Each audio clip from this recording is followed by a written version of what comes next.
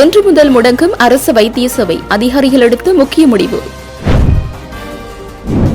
இலங்கையில் உள்ள அடிப்படைவாதிகளுக்கு புனர்வாழ்வு அளிக்காவிடின் மீண்டும் குண்டுவெடிக்கும் கவர்மெண்ட் எச்சரிக்கை. மலையக தமிழர் விவகாரங்களுக்கு புதிய அதிகாரி நியமனம்.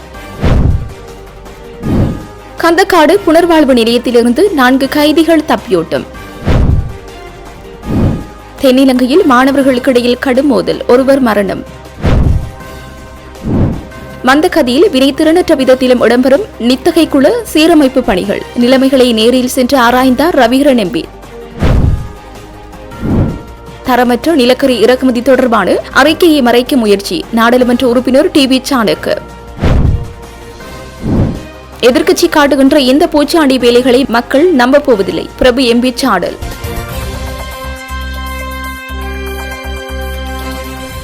நியாயமற்ற இடமாற்ற முறைமையை கண்டித்து அரசு வைத்திய அதிகாரிகள் சங்கம் இன்று காலை 8 மணி முதல் மீண்டும் நாடளாவிய ரீதியில் பணிப்புறக்கணிப்பில் ஈடுபட தீர்மானித்துள்ளது. அரசு வைத்தியர்களுக்கு எதிராக முன்னெடுக்கப்படும் முறையற்ற இடமாற்ற நடவடிக்கைகளுக்கு எதிர்ப்பு தெரிவிக்கும் வகையில் இந்த பணிப்புறக்கணிப்பு போராட்டம் தொடர்ச்சியாக முன்னெடுக்கப்படுமா அல்லது அடியாள போராட்டமாக அமையுமா என்பது குறித்து இன்று கூட உள்ள சங்கத்தின் மத்திய செயற்குழு கூட்டத்தில் இறுதி தீர்மானம் எடுக்கப்படும் என்று அறிவிக்கப்பட்டுள்ளது. இன்று காலை 8 மணி முதல் ஆரம்பமாகியுள்ள இந்த பணிப்புறக்கணிப்பு காரணமாக நாடு முழுவதும் உள்ள அரசு வைத்தியசாலைகளின் வெளிநோயாளர் பிரிவு மற்றும் ஏனைய கிளினிக் சேவைகள் ஸ்தம்பிக்கும் அபாயம் ஏற்பட்டுள்ளது. இதனால் சிகிச்சைகளுக்காக வைத்தியசாலைகளுக்கு வரும் ஆயிரக்கணக்கான நோயாளர்கள் பெரும் அசௌகரியங்களை எதிர்கொள்ள நேரிடும். சுகாதார அமைச்சின் அதிகாரிகளுடன் ஏற்கனவே இடம்பெற்ற பேச்சுக்களில் சாதகமான தீர்வு எட்டப்படாத நிலையிலேயே அரசு வைத்திய அதிகாரிகள் சங்கம் இந்த முடிவை எடுத்துள்ளது. இன்றைய மத்திய செயற்குழு கூட்டத்தின் பின்னர் போராட்டத்தின் அடுத்த கட்ட நகர்வுகள் குறித்து உத்தியபூர்வ அறிவிப்பு வெளியாகும் என்று எதிர்பார்க்கப்படுகின்றது.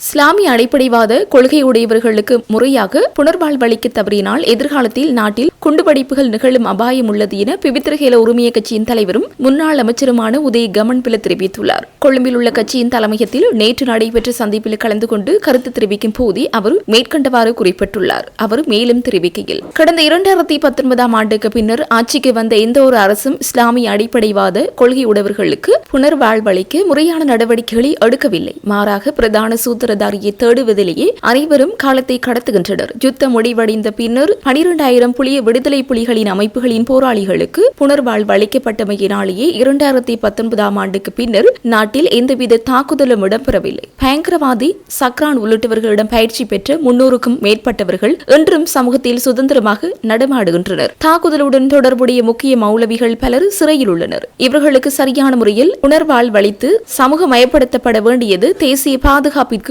அவசியமானது. எனது நூல் வெளியீட்டு விழாவுக்கு புலனாய்வு பிரிவினர் வருகை தந்து குறிப்புகளை எடுத்தனர். அவர்களுக்கு எனது நன்றிகள். ஜனாதிபதி விசாரணை ஆணைக்குழு மற்றும் நாடாளுமன்ற தெரிவுக்குழுக்களின் அறிக்கைகளை முறையாக பரிசீலித்து நான் இந்த புத்தகத்தை எழுதினேன். இதில் விசாரணைகளுக்கு பாதிப்பு ஏற்படும் வகையில் எந்தவித தகவல்களும் இல்லை. தற்போது சூத்திரதாரி யார் என்பது வெளிப்பட்ட நிலையில் அதனை மேலும் ஆராய்வது பயனற்றது. அடிப்படைவாத கொள்கையை வேறறுக்காமல் வெறும் நபர்களை மாத்திரம் தேடுவது தீர்வாகாது. அரசு இந்த விடயத்தில் மெத்தன போக்கை கடைபிடித்தால் நாடு மீண்டும் ஒரு பேரழிவை சந்திக்க நேரிடும் என்றார்.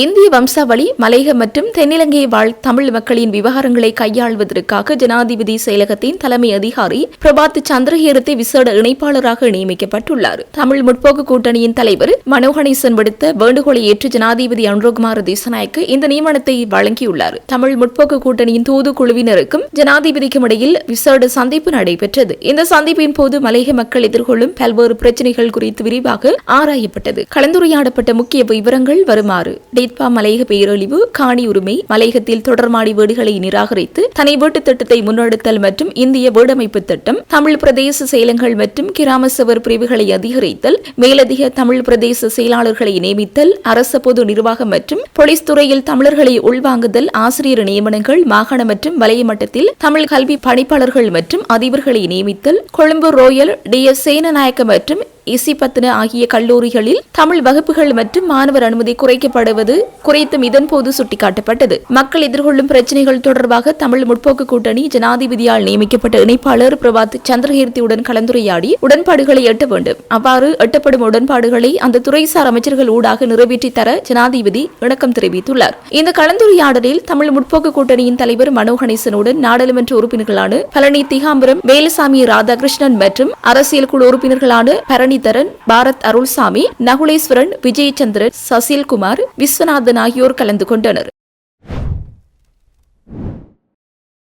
விவசாயம் மற்றும் விவசாய காப்புறுதி சபை கடற்றொழிலாளர்களுக்கு புதிய காப்புறுதி திட்டம் ஒன்றை அறிமுகப்படுத்தியுள்ளதாக தகவல் வெளியாகியுள்ளது. அரசாங்கத்தின் மீன்பிடி கொள்கை முன்மொழிவுகளுக்கு அமைய கடற்றொழிலாளர்களின் வாழ்வாதாரத்தை பாதுகாக்கும் நோக்குடன் இந்த விசேட திட்டம் நடைமுறைப்படுத்தப்படுகின்றது. கடற்றொழிலாளர்கள் தங்கள் வசதிகளுக்கு ஏற்ப பல்வேறு திட்டங்களின் கீழ் இந்த காப்புறுதியை பெற்றுக் கொள்ள முடியும் என சுட்டிக்காட்டப்பட்டுள்ளது. மீன்பிடி நடவடிக்கைகளின் போது கடற்றொழிலாளர்களுக்கு உயிரிழப்பு ஏற்பட்டால் தெரிவு செய்யப்பட்ட திட்டத்தின் அடிப்படையில் பின்வரும் இழப்பீடுகள் வழங்கப்படும். அதன்படி 12 லட்சம் ரூபாய் இழப்பீட்டுக்காக கடற்றொழிலாளர் ஆண்டுக்கு 1920 ரூபாவும், 15 லட்சம் ரூபாய் இழப்பீட்டிற்காக ஆண்டு சந்தாவாக 2550 ரூபாவும், அதிகபட்ச இழப்பீடான 20 லட்சம் ரூபாய் இழப்பீட்டை பெறுவதற்கு ஆண்டுக்கு 3600 ரூபாயும் செலுத்தப்பட வேண்டும். இதேவேளை உயிரிழப்புகளுக்கு மட்டுமின்றி தொழில் ரீதியாக எதிர்கொள்ளும் ஏனைய சவால்களுக்கும் இந்த திட்டம் உதவியாக அமையும் என சபை தெரிவித்துள்ளது. அந்த வகையில் விபத்துகளால் நிரந்தர அல்லது தற்காலிகமாக ஏற்படும் இயலாமை சந்தர்ப்பங்களில் உரிய நிதியுதவி வழங்கப்படும். சிகிச்சையின் காரணமாக தொழிலுக்கு செல்ல முடியாத காலப்பகுதியில் ஏற்படும் வருமான இழப்பை ஈடுகட்ட நிதியுதவி அளிக்கப்படும். கடலில் மீன்பிடி நடவடிக்கைகளின் போது கடற்றொழிலாளர்களின் காணாமல் போகும் சந்தர்ப்பங்களிலும் இந்த காப்புறுதி பலன்கள் வழங்கப்படும். இந்த நிலையில் கடற்றொழிலாளர்கள் மற்றும் அவர்களின் குடும்பங்களின் பொருளாதார எதிர்காலத்தை உறுதி செய்வதே இத்திட்டத்தின் பிரதான நோக்கமாகும் என விவசாய மற்றும் விவசாய காப்புறுதி சபை மேலும் தெரிவித்துள்ளமை குறிப்பிடத்தக்கது. கந்தகாடு சிகிச்சை மற்றும் புனர்வாழ்வு மத்திய நிலையத்திலிருந்து 4 கைதிகள் தப்பிச் சென்றுள்ளதாக போலீசார் தெரிவித்துள்ளனர். நேற்று பிற்பகல் இந்த சம்பவம் இடம்பெற்றுள்ளதாக போலீஸ் தலைமையம் உறுதிப்படுத்தியுள்ளது. குறித்த கைதிகள் புனர்வாழ்வு நிலையத்தின் பாதுகாப்பை மீறி தப்பியோடியுள்ளனர். தப்பியோடிய கைதிகளை கண்டுபிடிப்பதற்காக போலீசார் மற்றும் ராணுவத்தினர் இணைந்து விசேட தேடுதல் நடவடிக்கைகளை ஆரம்பித்துள்ளனர்.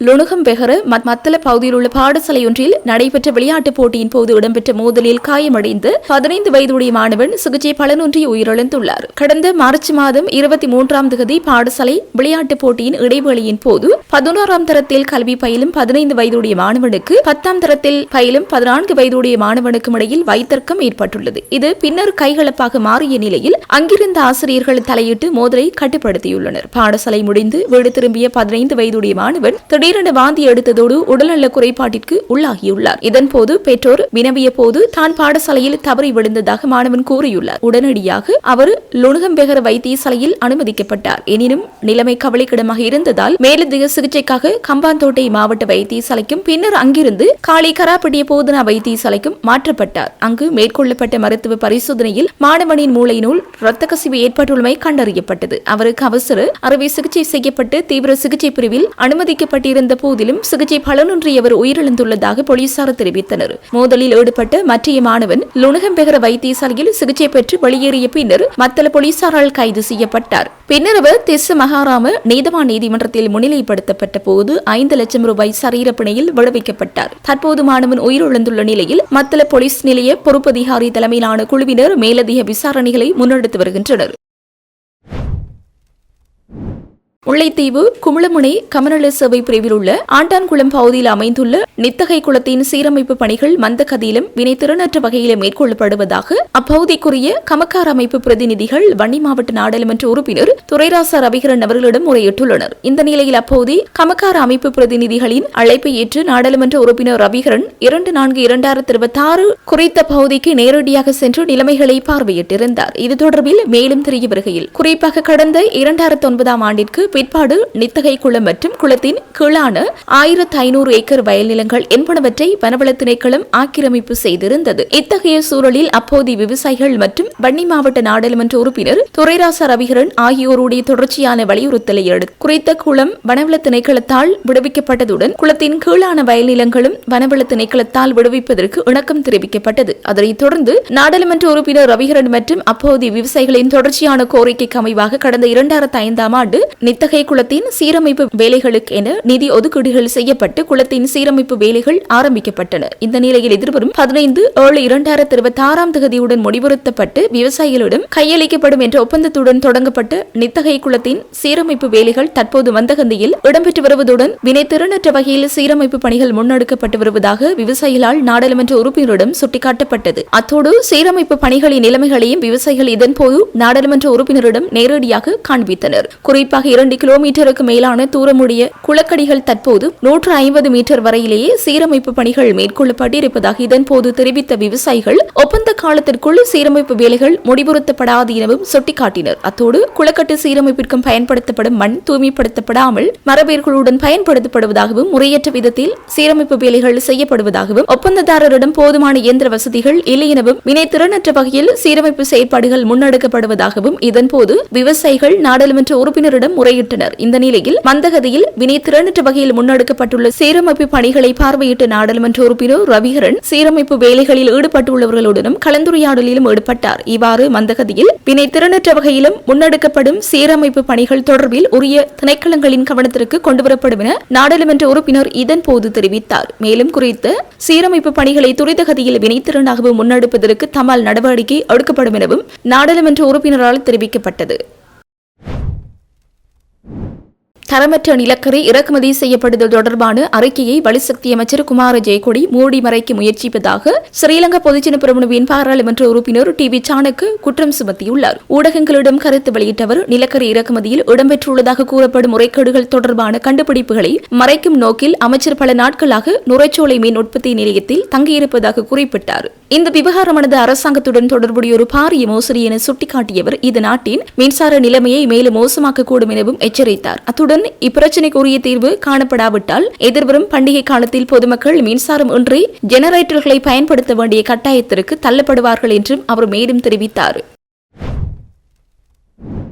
நாட்டில் உள்ள தேசிய கல்வியற் கல்லூரிகளின் தரத்தை மேம்படுத்துவதற்காகவும் அவற்றை மறுசீரமைப்பதற்காகவும் ஒரு நிபுணர் குழு நியமிக்கப்பட்டுள்ளதாக தகவல் வெளியாகியுள்ளது. இந்த நிபுணர் குழுவிற்கு பேராதனை பல்கலைக்கழகத்தின் பேராசிரியர் லேனகை அமரகீர்த்தி தலைமை தாங்குகின்றார். அதன்படி கொழும்பு பல்கலைக்கழகத்தின் பேராசிரியர் அரோஷா அடிகாரம், யாழ்ப்பாண பல்கலைக்கழகத்தின் பேராசிரியர் பூபால சுந்தரம் ஐங்கரன் மற்றும் இலங்கை ஆசிரியர் கல்வி சேவையின் ஓய்வு பெற்ற சிரேஷ்ட விரிவுரையாளர் PAD அனில் ஆகியோர் இடம்பெற்றுள்ளனர். உட்கட்டமைப்பு அபிவிருத்திகள் உட்பட தேசிய கல்வியற் கல்லூரிகளின் ஒட்டுமொத்த நிறுவன கட்டமைப்பை வலுப்படுத்துவதற்கான நடவடிக்கைகளை பரிந்துரைப்பதற்கும் பணி இக்குழுவிற்கு வழங்கப்பட்டுள்ளது. மேலும் ஆளுகை, நிலைத்தன்மை, கற்றல் சூழல் மதிப்பீட்டு முறைமைகள் மற்றும் ஆசிரியர்களுக்கும் மாணவர்களுக்கும் இடையிலான உறவு போன்ற முக்கிய பகுதிகளிலும் இக்குழு கவனம் செலுத்தும் என சுட்டிக்காட்டப்பட்டுள்ளது. இதற்கிடையில் அரசாங்கத்தின் கல்வி உருமாற்ற இலக்குகளுக்கு இணங்க வலுவான திறன்களையும் தலைமைத்துவ பண்புகளையும் கொண்ட ஆசிரியர்களை வளர்க்கும் ஒரு சூழலை இந்த நிறுவனங்களுக்குள் உருவாக்க வேண்டியதன் அவசியத்தை பிரதமரும் கல்வி, உயர்கல்வி மற்றும் தொழிற்கல்வி அமைச்சருமான ஹரிணி அமரசூரிய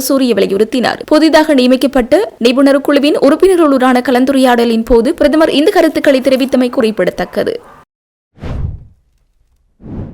நாட்டு மக்கள் எப்போதுமே தேசிய மக்கள் சக்தி அரசாங்கத்தின் மீது நம்பிக்கை வைத்துக் கொண்டிருக்கின்றார்கள் என தேசிய மக்கள் சக்தியின் மட்டக்களப்பு மாவட்ட நாடாளுமன்ற உறுப்பினர் கந்தசாமி பிரபு தெரிவித்துள்ளார். மேலும் எதிர்க்கட்சி காட்டுகின்ற இந்த பூச்சாண்டி வேலைகளை மக்கள் நம்பப்போவதில்லை எனவும் கூறியுள்ளார். மட்டக்களப்பு மாவட்டம் பட்டிருப்பு தொகுதியில் உள்ள பல கிராமங்களுக்கு நேற்று விஜயம் செய்த அவர் கழுதாவளையில் வைத்து ஊடகங்களுக்கு கருத்து தெரிவிக்கும் போதே அவர் இவ்வாறு குறிப்பிட்டார். இதன்போது அவர் மேலும் தெரிவிக்கையில், உயிர்த்த ஞாயிறு தாக்குதல் தொடர்பாக விசாரணைகள் முன்னெடுக்கப்பட்டு வருகின்ற இந்த நிலையில் உதய கம்மன்பில் அவர்கள் உயிர்த்த தாக்குதல் தொடர்பான புத்தக வெளியிட்டு அண்மையிலேயே வெளியிட்டிருந்தார். முன்னாள் ஜனாதிபதிகளும் எதிர்க்கட்சி தலைவருமான சஜித் பிரேமதாசவும் கலந்து கொண்டிருந்தார். கடந்த காலங்களில் சஜித் பிரேமதாசு உயிர்த்த ஞாயிறு தாக்குதல் தொடர்பான விடயங்களில் இரட்டை நிலைப்பாடுகளிலே இருந்ததை நாங்கள் காணக்கூடியதாக இருந்தது. இந்த காலகட்டத்தில் முன்னாள் ஜனாதிபதிகளுடன் இணைந்து இந்த புத்தக வெளியீட்டிலேயே கலந்து கொண்டிருந்த விடயம் இப்போது மக்கள் மத்தியில் விமர்சனமாக முன்வைக்கப்பட்டுக் கொண்டிருக்கின்றது. இந்த நிலையில் அவருடைய கட்சியைச் சேர்ந்த நாடாளுமன்ற உறுப்பினர் ஒருவர் இதனொரு AI தொழில்நுட்பத்தின் ஊடாக வந்த புகைப்படம் எனவும் குறிப்பிட்டிருந்தார்.